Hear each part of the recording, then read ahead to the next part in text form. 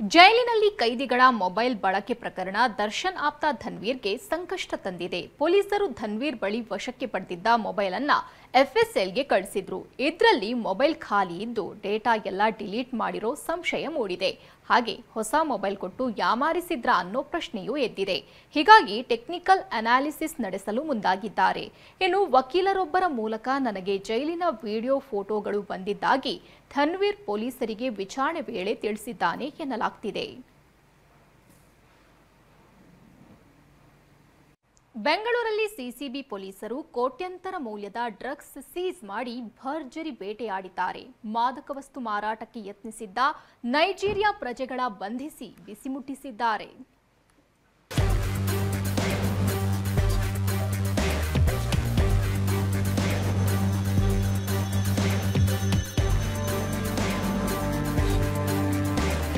Drugs ಮಾರಾಟ, 14 ಜನ ವಿದೇಶಿ ಪ್ರಜೆಗಳು ಅರೆಸ್ಟ್, 7,70,00,000 ಮೌಲ್ಯದ 2 ಮಾದಕ ವಸ್ತುಗಳು ಜಪ್ತಿ.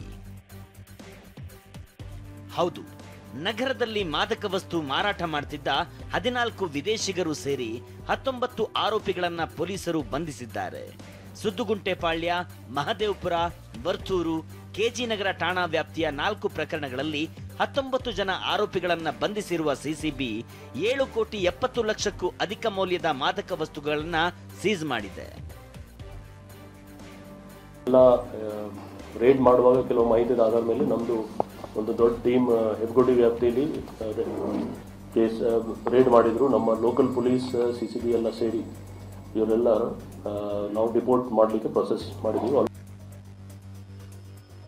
ಅಂದಹಾಗೆ 4 ಕೆಜಿ 904 ಗ್ರಾಂ ತೂಕದ ಎಂಡಿಎಂಎ ಕ್ರಿಸ್ಟಲ್ ಹೈಡ್ರೋ ಗಾಂಜಾವನ್ನ ವಶಕ್ಕೆ ಪಡೆದಿದ್ದು ನೈಜೀರಿಯನ್ ಮೂಲದ ಹಲವು ಆರೋಪಿಗಳನ್ನ ಬಂಧಿಸಿದ್ದಾರೆ. ಚಾಕ್ಲೇಟ್ನಲ್ಲಿ ಗಾಂಜಾವನ್ನ ಹುದುಗಿಸಿಟ್ಟು ಇವರು ಮಾರಾಟ ಮಾಡ್ತಿದ್ದು ಗೊತ್ತಾಗಿದೆ. ಎಜುಕೇಷನ್ ವೀಸಾದಡಿ ನಗರಕ್ಕೆ ಬಂದು ನಶೆ ಜಾಲ ಹೆಣೆದಿದ್ದ ಕ್ರಿಮಿಗಳಿಗೆ ಕಾಕೆ ಶಾಕ್ ಕೊಟ್ಟಿದೆ. ಶಿವಪ್ರಸಾದ್, TV9 ಬೆಂಗಳೂರು.